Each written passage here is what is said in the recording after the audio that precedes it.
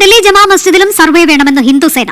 ഇന്ത്യയിലെ ഏറ്റവും വലിയ പള്ളികളിൽ ഒന്നായിട്ടുള്ള ഡൽഹി ജുമാ മസ്ജിദിലേക്കും അവർ കണ്ണുവെച്ചിട്ടുണ്ട്.